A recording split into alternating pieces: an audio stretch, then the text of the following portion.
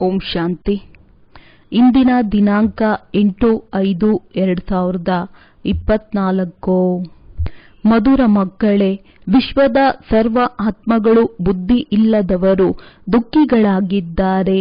ನೀವು ಅವರ ಮೇಲೆ ಉಪಕಾರ ಮಾಡಿ ತಂದೆಯ ಪರಿಚಯ ಕೊಟ್ಟು ಖುಷಿಯಲ್ಲಿ ತನ್ನಿ, ಅವರ ಕಣ್ಣನ್ನು ತೆರೆಯಿರಿ. ಪ್ರಶ್ನೆ: ಯಾವುದೇ ಸೇವಾ ಕೇಂದ್ರದ ವೃದ್ಧಿಗೆ ಆಧಾರವೇನಾಗಿದೆ? ಉತ್ತರ: ನಿಸ್ವಾರ್ಥ ಸತ್ಯ ಹೃದಯದ ಸೇವೆ. ನಿಮಗೆ ಸೇವೆಯಲ್ಲಿ ಸದಾ ಆಸಕ್ತಿ ಇದ್ದರೆ ಉಂಡಿ ತುಂಬುತ್ತಿರುತ್ತದೆ. ಎಲ್ಲಿ ಸೇವೆ ಇರುತ್ತದೆಯೋ ಅಲ್ಲಿ ಪ್ರಬಂಧ ಮಾಡಬೇಕು. ಯಾರಿಂದಲೂ ಬೇಡಬಾರದು. ಬೇಡುವುದಕ್ಕಿಂತ ಸಾಯುವುದು ಲೇಸು. ಎಲ್ಲವೂ ತಾನಾಗಿಯೇ ಬರುತ್ತದೆ. ನೀವು ಹೊರಗಿನ ಜಗತ್ತಿನವರಂತೆ ಚಂದ ಸೇರಿಸಬಾರದು. ಬೇಡುವುದರಿಂದ ಸೇವಾ ಕೇಂದ್ರ ಸಂಪನ್ನವಾಗುವುದಿಲ್ಲ, ವೃದ್ಧಿಯಾಗುವುದಿಲ್ಲ. ಆದ್ದರಿಂದ ಬೇಡದೆ ಸೇವಾ ಕೇಂದ್ರವನ್ನು ವೃದ್ಧಿ ಮಾಡಬೇಕು. ಓಂ ಶಾಂತಿ. ಆತ್ಮಿಕ ಮಕ್ಕಳು ಇಲ್ಲಿ ಕುಳಿತಿದ್ದೀರಿ ಹಾಗೂ ಬುದ್ಧಿಯಲ್ಲಿ ಈ ಜ್ಞಾನವಿದೆ. ನಾವು ಆರಂಭದಲ್ಲಿ ಹೇಗೆ ಮೇಲಿಂದ ಬರುತ್ತೇವೆ? ವಿಷ್ಣುವಿನ ಅವತರಣೆಯ ಆಟವನ್ನು ತೋರಿಸುತ್ತಾರೆ. ವಿಮಾನದಲ್ಲಿ ಕುಳಿತು ವಿಷ್ಣುವು ಮೇಲಿಂದ ಇಳಿಯುತ್ತಾನೆ. ನೀವು ಮಕ್ಕಳು ತಿಳಿದಿದ್ದೀರಿ, ಅವತಾರ ಮೊದಲಾದವುಗಳೆಲ್ಲವೂ ತೋರಿಸುವುದು ತಪ್ಪಾಗಿದೆ. ಈಗ ನೀವು ತಿಳಿದುಕೊಂಡಿದ್ದೀರಿ, ನಾವಾತ್ಮರು ಮೂಲತಃ ಎಲ್ಲಿದ್ದವರು, ಹೇಗೆ ಮೇಲಿಂದ ಮತ್ತೆ ಇಲ್ಲಿಗೆ ಬರುತ್ತೇವೆ, ಹೇಗೆ 84 ಜನ್ಮಗಳ ಪಾತ್ರವನ್ನಭಿನಯಿಸಿ ಪತಿತರಾಗುತ್ತೇವೆ. ಈಗ ತಂದೆ ಮತ್ತೆ ಪವಿತ್ರ ಮಾಡುತ್ತಾರೆ. ವಿದ್ಯಾರ್ಥಿಗಳಾದ ನಿಮ್ಮ ಬುದ್ಧಿಯಲ್ಲಿ ಅಗತ್ಯವಾಗಿ ಇದು ಇರಬೇಕು. ನಾವು 84 ಜನ್ಮಗಳಲ್ಲಿ ಹೇಗೆ ಸುತ್ತಾಡುತ್ತೇವೆ, ಇದು ಸ್ಮೃತಿಯಲ್ಲಿರಬೇಕಾಗಿದೆ. ತಂದೆಯೇ ನೀವು ಹೇಗೆ 84 ಜನ್ಮಗಳನ್ನು ಪಡೆಯುತ್ತೀರೆಂದು ತಿಳಿಸುತ್ತಾರೆ. ಕಲ್ಪದ ಆಯಸ್ಸನ್ನು ಬಹಳ ವಿಸ್ತಾರ ಮಾಡಿರುವ ಕಾರಣ ಈ ಸಹಜ ಮಾತನ್ನು ಮನುಷ್ಯರು ತಿಳಿದುಕೊಳ್ಳುವುದಿಲ್ಲ. ಆದ್ದರಿಂದ ಇದನ್ನು ಅಂಧಶ್ರದ್ಧೆ ಎಂದು ಕರೆಯಲಾಗುವುದು. ಉಳಿದ ಎಲ್ಲ ಧರ್ಮಗಳು ಹೇಗೆ ಸ್ಥಾಪನೆಯಾಗುತ್ತದೆ ಎಂದು ನಿಮ್ಮ ಬುದ್ಧಿಯಲ್ಲಿದೆ. ಪುನರ್ಜನ್ಮವನ್ನು ತೆಗೆದುಕೊಳ್ಳುತ್ತಾ ಪಾತ್ರವನ್ನಭಿನಯಿಸುತ್ತಾ ಈಗ ಅಂತ್ಯದಲ್ಲಿ ಬಂದು ತಲುಪಿದ್ದೇವೆಂದು ಈಗ ನೀವು ತಿಳಿದುಕೊಂಡಿದ್ದೀರಿ. ಈಗ ಮತ್ತೆ ಹಿಂತಿರುಗಿ ಹೋಗುತ್ತೇವೆ. ಈ ಜ್ಞಾನವು ನೀವು ಮಕ್ಕಳಿಗಾಗಿಯೇ ಇದೆ. ಪ್ರಪಂಚದಲ್ಲಿ ಯಾರೂ ಸಹ ಈ ಜ್ಞಾನವನ್ನು ತಿಳಿದುಕೊಂಡಿಲ್ಲ. 5000 ವರ್ಷಗಳ ಹಿಂದೆ ಸ್ವರ್ಗವಿತ್ತೆಂದು ಹೇಳುತ್ತಾರೆ, ಆದರೆ ಇದನ್ನು ಸ್ವಲ್ಪವೂ ತಿಳಿದುಕೊಂಡಿಲ್ಲ. ಅವಶ್ಯವಾಗಿ ಆದಿ ಸನಾತನ ದೇವಿ ದೇವತೆಗಳ ರಾಜ್ಯವಿತ್ತು, ಆದರೆ ಇದನ್ನು ಸ್ವಲ್ಪವೂ ತಿಳಿದುಕೊಂಡಿಲ್ಲ. ನಾವು ಸಹ ಮೊದಲು ತಿಳಿದುಕೊಂಡಿರಲಿಲ್ಲ ಎಂಬುದನ್ನು ನೀವೇ ತಿಳಿದುಕೊಂಡಿದ್ದೀರಿ. ಅನ್ಯ ಧರ್ಮದವರು ತಮ್ಮ ಧರ್ಮಸ್ಥಾಪಕನನ್ನೇನು ತಿಳಿದುಕೊಂಡಿರುವುದಿಲ್ಲವೇನೋ? ಈಗ ತಿಳಿದಿರುವವರು ಹಾಗೂ ಜ್ಞಾನ ಸಂಪನ್ನರಾಗಿದ್ದೀರಿ. ಪ್ರಪಂಚದಲ್ಲಿರುವವರೆಲ್ಲರೂ ತಿಳುವಳಿಕೆ ಇಲ್ಲದವರಾಗಿದ್ದಾರೆ. ನಾವು ಎಷ್ಟೊಂದು ಬುದ್ಧಿವಂತರಾಗಿದ್ದೆವು, ಈಗ ಮತ್ತೆ ಬುದ್ಧಿ ಇಲ್ಲದವರಾಗಿದ್ದೇವೆ. ಮತ್ತೆ ಈಗ ತಿಳುವಳಿಕೆ ಇಲ್ಲದ ಅಪರಿಚಿತರಾಗಿದ್ದೇವೆ. ಮನುಷ್ಯರಾಗಿದ್ದು ಅಥವಾ ಪಾತ್ರಧಾರಿಗಳಾಗಿದ್ದು ನಾವು ತಿಳಿದುಕೊಂಡಿರಲಿಲ್ಲ. ನೋಡಿ, ಜ್ಞಾನದ ಪ್ರಭಾವ ಹೇಗಿದೆ ಎಂಬುದನ್ನು ನೀವು ಮಾತ್ರ ತಿಳಿದುಕೊಂಡಿದ್ದೀರಿ. ಆದ್ದರಿಂದ ಮಕ್ಕಳ ಆಂತರ್ಯದಲ್ಲಿ ಎಷ್ಟೊಂದು ಗದ್ಗದಿತವಾಗಬೇಕು. ಧಾರಣೆಯಾದಾಗ ಆಂತರ್ಯದಲ್ಲಿ ಖುಷಿಯಾಗುತ್ತದೆ. ನಾವು ಪ್ರಾರಂಭದಲ್ಲಿ ಹೇಗೆ ಬಂದು ಈಗ ಶೂದ್ರ ಕುಲದಿಂದ ಬ್ರಾಹ್ಮಣ ಕುಲದಲ್ಲಿ ಪರಿವರ್ತನೆಯಾದೆವೆಂದು ನೀವು ತಿಳಿದುಕೊಂಡಿದ್ದೀರಿ. ಈ ಸೃಷ್ಟಿ ಚಕ್ರವು ಮಂತ್ರವು ಹೇಗೆ ತಿರುಗುತ್ತದೆ ಎಂಬುದನ್ನು ನಿಮ್ಮ ವಿನಃ ಬೇರೆ ಯಾರೂ ತಿಳಿದುಕೊಂಡಿಲ್ಲ. ಆಂತರ್ಯದಲ್ಲಿ ಜ್ಞಾನದ ನೃತ್ಯ ಮಾಡಬೇಕಾಗಿದೆ. ತಂದೆಯು ನಮಗೆ ಎಷ್ಟೊಂದು ಅದ್ಭುತವಾದ ಜ್ಞಾನವನ್ನು ಕೊಡುತ್ತಾರೆ. ಈ ಜ್ಞಾನದಿಂದ ನಾವು ನಮ್ಮ ಆಸ್ತಿಯನ್ನು ಪಡೆಯುತ್ತೇವೆ. ರಾಜಯೋಗದಿಂದ ರಾಜರಿಗೂ ರಾಜರನ್ನಾಗಿ ಮಾಡುತ್ತೇನೆಂದು ಬರೆಯಲ್ಪಟ್ಟಿದೆ. ಆದರೆ ಸ್ವಲ್ಪವೂ ತಿಳಿದುಕೊಳ್ಳಲು ಬರುತ್ತಿರಲಿಲ್ಲ. ಈಗ ಬುದ್ಧಿಯಲ್ಲಿ ಎಲ್ಲ ರಹಸ್ಯಗಳು ತಿಳಿದು ಬಂದಿವೆ.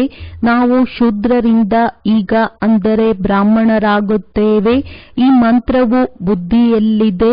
ನಾವೇ ಬ್ರಾಹ್ಮಣರು ದೇವತೆಗಳಾಗುತ್ತೇವೆ. ನಂತರ ನಾವೇ ಇಳಿಯುತ್ತಾ ಕೆಳಗೆ ಬರುತ್ತೇವೆ. ಎಷ್ಟೊಂದು ಪುನರ್ಜನ್ಮವನ್ನು ಪಡೆದು ಚಕ್ರ ತಿರುಗಿಸುತ್ತೀರಿ. ಈ ಜ್ಞಾನವು ಬುದ್ಧಿಯಲ್ಲಿರುವ ಕಾರಣ ಖುಷಿಯಲ್ಲಿರಬೇಕಾಗಿದೆ. ಅನ್ಯರಿಗೂ ಈ ಜ್ಞಾನವನ್ನು ಹೇಗೆ ತಿಳಿಸುವುದು? ಎಷ್ಟೊಂದು ವಿಚಾರಗಳು ನಡೆಯುತ್ತಿರಬೇಕು. ಎಲ್ಲರಿಗೂ ತಂದೆಯ ಪರಿಚಯವನ್ನು ಹೇಗೆ ಕೊಡುತ್ತೀರಿ? ನೀವು ಬ್ರಾಹ್ಮಣರು ಎಷ್ಟೊಂದು ಉಪಕಾರ ಮಾಡುತ್ತೀರಿ. ತಂದೆಯೂ ಸಹ ನಿಮಗೆ ಉಪಕಾರ ಮಾಡುತ್ತಾರಲ್ಲವೇ? ಯಾರು ಸಂಪೂರ್ಣ ಅಜ್ಞಾನಿಗಳಾಗಿದ್ದಾರೆ ಅವರನ್ನು ಸದಾ ಸುಖಿಗಳನ್ನಾಗಿ ಮಾಡಿ ಕಣ್ಣುಗಳನ್ನು ತೆರೆಯಿರಿ. ಆಗ ಖುಷಿಯಾಗುತ್ತದೆ ಎಲ್ಲವೇ? ಯಾರಿಗೆ ಸೇವೆಯ ಆಸಕ್ತಿ ಇರುತ್ತದೆ ಅವರ ಆಂತರ್ಯದಲ್ಲಿ ಬಹಳ ಖುಷಿ ಇರಬೇಕಾಗಿದೆ. ನಾವಾತ್ಮರು ಎಲ್ಲಿ ವಾಸಿಸುವವರು? ನಂತರ ಹೇಗೆ ಪಾತ್ರವನ್ನಭಿನಯಿಸಲು ಬರುತ್ತೇವೆ? ಎಷ್ಟು ಶ್ರೇಷ್ಠರಾಗಿದ್ದವರು ನಂತರ ಹೇಗೆ ಕನಿಷ್ಠದಲ್ಲಿ ಬರುತ್ತಾರೆ? ನಂತರ ರಾವಣ ರಾಜ್ಯವು ಯಾವಾಗ ಪ್ರಾರಂಭವಾಗುತ್ತದೆ? ಈಗ ಇದು ಬುದ್ಧಿಯಲ್ಲಿ ಬಂದಿದೆ. ಭಕ್ತಿ ಮತ್ತು ಜ್ಞಾನದಲ್ಲಿ ರಾತ್ರಿ ಹಗಲಿನ ಅಂತರವಿದೆ. ಪ್ರಾರಂಭದಿಂದ ಯಾರು ಭಕ್ತಿ ಮಾಡಿದರು? ನೀವು ಹೇಳುತ್ತೀರಿ, ಮೊಟ್ಟಮೊದಲು ನಾವು ಬಂದೆವು ಅಂದಾಗ ಬಹಳ ಸುಖವನ್ನು ನೋಡಿದೆವು. ನಂತರ ನಾವೇ ಭಕ್ತಿಯನ್ನು ಮಾಡಲು ತೊಡಗಿದೆವು.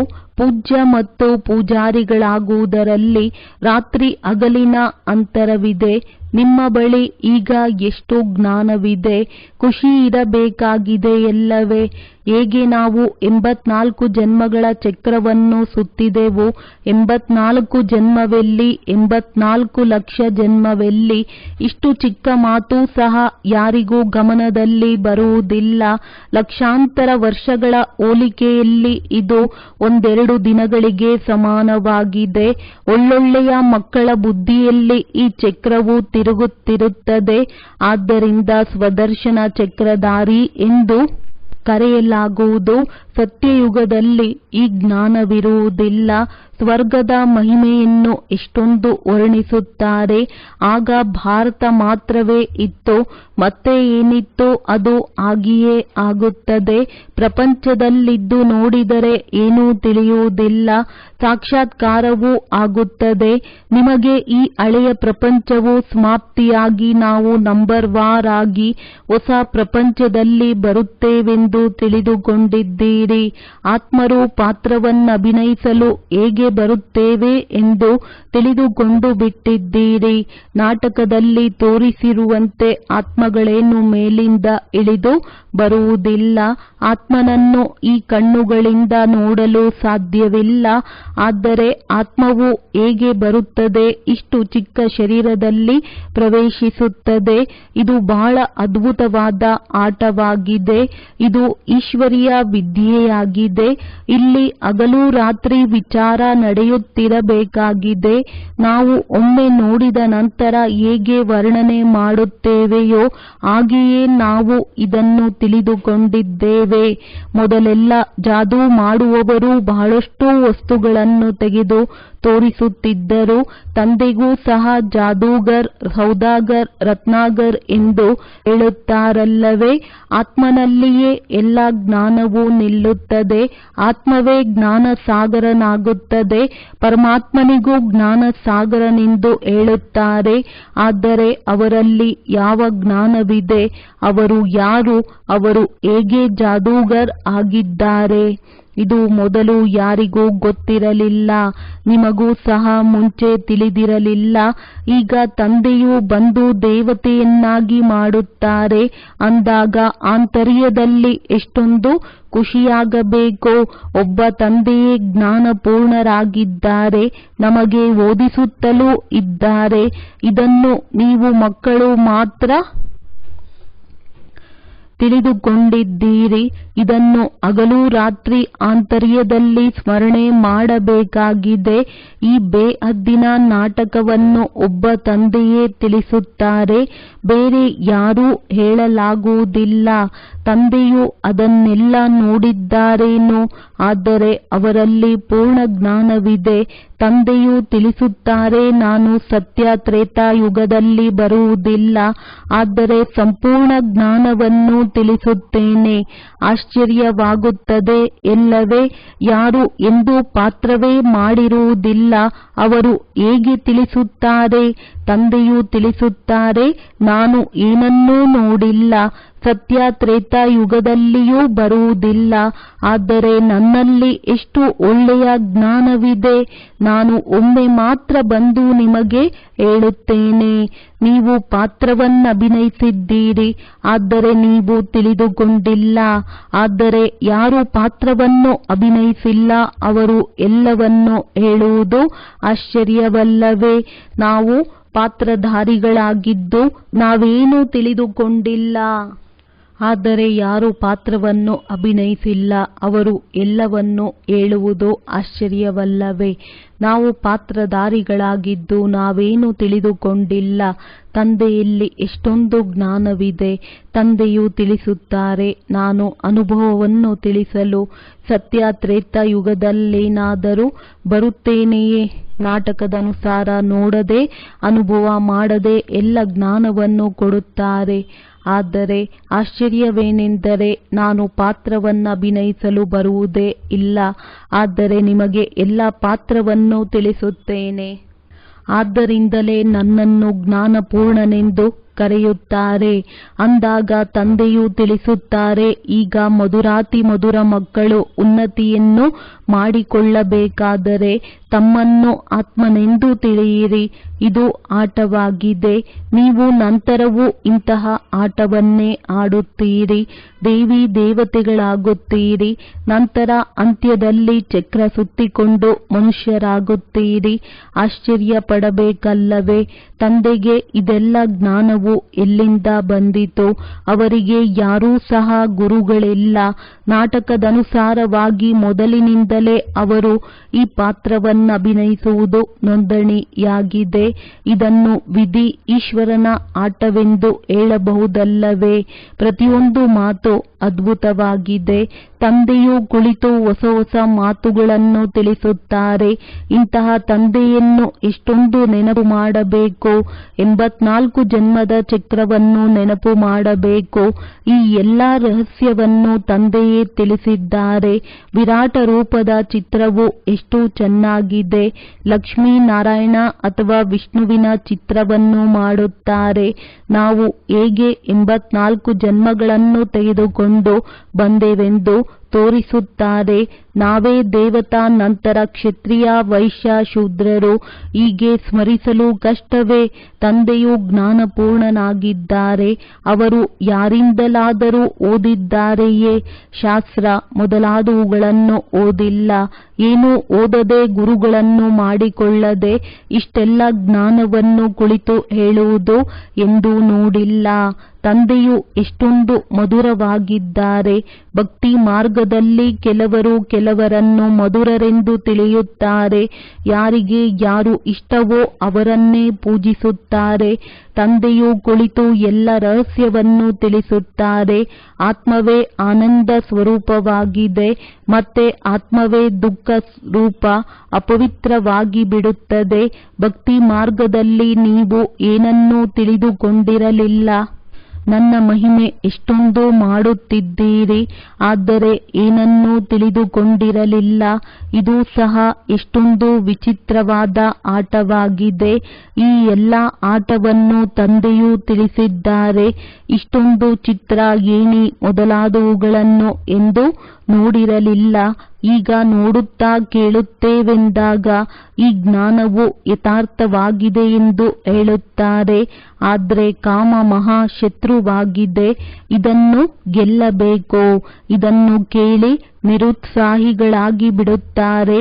ನೀವು ಎಷ್ಟೇ ಹೇಳಿದರೂ ತಿಳಿದುಕೊಳ್ಳುವುದಿಲ್ಲ, ಎಷ್ಟೊಂದು ಕಷ್ಟವಾಗುತ್ತದೆ. ಇದನ್ನೂ ಸಹ ತಿಳಿದುಕೊಂಡಿದ್ದೀರಿ. ಕಲ್ಪದ ಮೊದಲು ಯಾರು ತಿಳಿದುಕೊಂಡಿದ್ದರೋ ಅವರೇ ತಿಳಿದುಕೊಳ್ಳುತ್ತಾರೆ. ಯಾರು ದೈವಿ ಪರಿವಾರದವರಾಗುವವರು ಇದ್ದಾರೆಯೋ ಅವರಿಗೆ ಧಾರಣೆಯಾಗುತ್ತದೆ. ನಿಮಗೆ ತಿಳಿದಿದೆ, ನಾವು ಶ್ರೀಮತದಂತೆ ರಾಜಧಾನಿಯನ್ನು ಸ್ಥಾಪನೆ ಮಾಡುತ್ತೇವೆ. ತಂದೆಯ ಆದೇಶವಾಗಿದೆ, ಅನ್ಯರನ್ನು ತಮ್ಮ ಸಮಾನ ಮಾಡಿಕೊಳ್ಳಿ. ತಂದೆಯು ಎಲ್ಲ ಜ್ಞಾನವನ್ನು ತಿಳಿಸುತ್ತಿದ್ದಾರೆ, ನೀವು ಸಹ ಕೇಳುತ್ತಿದ್ದೀರಿ. ಅಂದಾಗ ಅವಶ್ಯವಾಗಿ ಈ ಶಿವ ತಂದೆಯ ರಥವು ಹೇಳಲು ಸಾಧ್ಯವಿದೆ. ಆದರೆ ತಮ್ಮನ್ನು ಗುಪ್ತ ಮಾಡಿಬಿಟ್ಟಿದ್ದಾರೆ. ನೀವು ಶಿವ ತಂದೆಯನ್ನೇ ನೆನಪು ಮಾಡುತ್ತೀರಿ. ಇವರ ಮಹಿಮೆಯನ್ನು ಮಾಡಬೇಡಿ. ಸರ್ವರ ಸದ್ಗತಿ ದಾತ ಮಾಯೆಯಿಂದ ಬಿಡಿಸುವವರು ಒಬ್ಬರೇ ಆಗಿದ್ದಾರೆ. ತಂದೆಯು ಹೇಗೆ ಕುಳಿತು ನಿಮಗೆ ತಿಳಿಸುತ್ತಾರೆ, ಇದನ್ನು ನೀವು ಮಕ್ಕಳ ವಿನಃ ಬೇರೆ ಯಾರಿಗೂ ಗೊತ್ತಿಲ್ಲ. ಮನುಷ್ಯರಿಗೆ ರಾವಣನು ಎಂತಹ ವಸ್ತುವಾಗಿದ್ದಾನೆ, ಪ್ರತಿ ವರ್ಷ ಸುಡುತ್ತಾ ಬಂದಿದ್ದೇವೆ ಎನ್ನುವುದನ್ನು ತಿಳಿದಿಲ್ಲ. ಆ ರೀತಿಯ ಶತ್ರುಗಳ ಪ್ರತಿಕೃತಿಯನ್ನೇ ಮಾಡಲಾಗುತ್ತದೆ ಎಲ್ಲವೇ. ಈಗ ನಿಮಗೆ ರಾವಣ ಭಾರತದ ಶತ್ರುವಾಗಿದ್ದಾನೆಂದು ತಿಳಿದಿದೆ. ಆ ರಾವಣನೇ ಭಾರತವನ್ನು ದುಃಖಿ ಕಂಗಾಲು ಮಾಡಿಬಿಟ್ಟಿದ್ದಾನೆ. ಎಲ್ಲರೂ ಪಂಚವಿಕಾರಗಳೆಂಬ ರಾವಣನ ಮುಷ್ಟಿಯಲ್ಲಿ ಸಿಕ್ಕಿಕೊಂಡಿದ್ದಾರೆ. ಮಕ್ಕಳ ಆಂತರ್ಯದಲ್ಲಿ ಈ ಚಿಂತೆ ಇರಬೇಕು, ಹೇಗೆ ಅನ್ಯರನ್ನು ರಾವಣನಿಂದ ಬಿಡಿಸಬಹುದು. ಸೇವಾ ಅವಕಾಶವಿದ್ದಾಗ ಪ್ರಬಂಧ ಮಾಡಬೇಕು. ಸತ್ಯ ಹೃದಯದಿಂದ ನಿಸ್ವಾರ್ಥ ಭಾವದಿಂದ ಸೇವೆ ಮಾಡಬೇಕು. ತಂದೆಯು ತಿಳಿಸುತ್ತಾರೆ, ಇಂತಹ ಮಕ್ಕಳ ಭಂಡಾರ ನಾನು ಸಂಪನ್ನ ಮಾಡುತ್ತೇನೆ. ಇದು ನಾಟಕದಲ್ಲಿ ನೋಂದಣಿ ಇದೆ. ಸೇವೆಯ ಉತ್ತಮ ಅವಕಾಶವಿದ್ದಾಗ ಕೇಳುವ ಅವಶ್ಯಕತೆಯೂ ಇಲ್ಲ. ತಂದೆಯ ಸೇವೆಯನ್ನು ಮಾಡುತ್ತೀರಿ ಎಂದು ಹೇಳಿಬಿಟ್ಟಿದ್ದಾರೆ. ಯಾರಿಂದಲೂ ಬೇಡಬಾರದು. ಬೇಡುವುದಕ್ಕಿಂತ ಸಾಯುವುದು ಲೇಸು. ಅವರು ತಾನಾಗಿಯೇ ನಿಮ್ಮ ಬಳಿ ಬಂದು ಬಿಡುತ್ತದೆ. ಬೇಡುವುದರಿಂದ ಸೇವಾ ಕೇಂದ್ರವು ಮುಂದುವರಿಯುವುದಿಲ್ಲ. ಬೇಡದೆ ಸೇವಾ ಕೇಂದ್ರವನ್ನು ವೃದ್ಧಿ ಮಾಡಿ. ತಾನಾಗಿ ಎಲ್ಲವೂ ಬರುತ್ತಿರುತ್ತದೆ. ಅವರಲ್ಲಿ ಶಕ್ತಿ ಇರುತ್ತದೆ. ಹೇಗೆ ಪ್ರಪಂಚದವರು ಚಂದಾ ಸೇರಿಸುವಂತೆ ನೀವು ಮಾಡಬಾರದು. ಮನುಷ್ಯರಿಗೆಂದೆಂದಿಗೂ ಭಗವಂತ ಎಂದು ಹೇಳಲಾಗದು. ಜ್ಞಾನವು ಬೀಜವಾಗಿದೆ. ಬೀಜರೂಪ ತಂದೆಯು ಕುಳಿತು ನಿಮಗೆ ಜ್ಞಾನವನ್ನು ಕೊಡುತ್ತಿದ್ದಾರೆ. ಬೀಜವೇ ಜ್ಞಾನ ಸಂಪನ್ನವಾಗಿದೆ ಎಲ್ಲವೇ. ಆ ಜಡ ಬೀಜ ವರ್ಣನೆ ಮಾಡಲು ಆಗುವುದಿಲ್ಲ, ನೀವು ವರ್ಣನೆ ಮಾಡುತ್ತೀರಿ. ಈ ಎಲ್ಲ ಮಾತುಗಳನ್ನು ತಿಳಿದುಕೊಳ್ಳಬಹುದು. ಈ ಬೇಹದ್ದಿನ ವೃಕ್ಷವನ್ನು ಯಾರೂ ತಿಳಿದುಕೊಂಡಿಲ್ಲ. ನೀವು ಅನನ್ಯ ಮಕ್ಕಳು. ನಂಬರ್ವಾರ್ ಪುರುಷಾರ್ಥದ ಅನುಸಾರವಾಗಿ ತಿಳಿದುಕೊಂಡಿದ್ದೀರಿ. ತಂದೆಯು ತಿಳಿಸುತ್ತಾರೆ, ಮಾಯೆಯು ಬಹಳ ಶಕ್ತಿಶಾಲಿಯಾಗಿದೆ. ಅಲ್ಪ ಸ್ವಲ್ಪ ಸಹನೆಯನ್ನು ಮಾಡಬೇಕಾಗುತ್ತದೆ. ಎಷ್ಟೊಂದು ಕಠಿಣವಾದ ವಿಕಾರವಿದೆ. ಬಹಳ ಉತ್ತಮ ಸೇವೆ ಮಾಡುವವರಿಗೂ ನಡೆಯುತ್ತಾ ಮಾಯೆಯ ಪೆಟ್ಟು ಬೀಳುತ್ತದೆ. ಆಗ ನಾವು ಬಿದ್ದು ಬಿಟ್ಟೆವೆಂದು ಹೇಳುತ್ತಾರೆ. ಏಣಿಯನ್ನು ಹತ್ತುತ್ತಾ ಕೆಳಗೆ ಬೀಳುತ್ತಾರೆ. ಆಗ ಮಾಡಿಕೊಂಡಿರುವ ಸಂಪಾದನೆಯೆಲ್ಲವೂ ಕಳೆದು ಹೋಗುತ್ತದೆ. ಶಿಕ್ಷೆಯಂತೂ ಅವಶ್ಯವಾಗಿ ಸಿಗುತ್ತದೆ. ತಂದೆಯೊಂದಿಗೆ ಪ್ರತಿಜ್ಞೆ ಮಾಡಿ ರಕ್ತದಿಂದಲೂ ಬರೆದುಕೊಟ್ಟು ನಂತರ ಬಿಟ್ಟು ಹೋಗುತ್ತಾರೆ. ತಂದೆಯು ಪಕ್ಕಾ ಮಾಡಲು ನೋಡುತ್ತಾರೆ. ಇಷ್ಟೆಲ್ಲ ಉಪಾಯಗಳನ್ನು ಮಾಡುತ್ತಿದ್ದರೂ ಆ ಪ್ರಪಂಚದ ಕಡೆ ಹೊರಟು ಹೋಗುತ್ತಾರೆ. ಎಷ್ಟೊಂದು ಸಹಜವಾಗಿ ತಿಳಿಸುತ್ತಾರೆ. ಪಾತ್ರಧಾರಿಗಳಿಗೆ ತಮ್ಮ ಪಾತ್ರವನ್ನೇ ಸ್ಮರಿಸಬೇಕಾಗಿದೆ. ತಮ್ಮ ಪಾತ್ರವನ್ನು ಯಾರಾದರೂ ಮರೆಯುತ್ತಾರೇನೋ? ತಂದೆಯು ಪ್ರತಿನಿತ್ಯ ಭಿನ್ನ ಭಿನ್ನ ಪ್ರಕಾರವಾಗಿ ತಿಳಿಸುತ್ತಿರುತ್ತಾರೆ.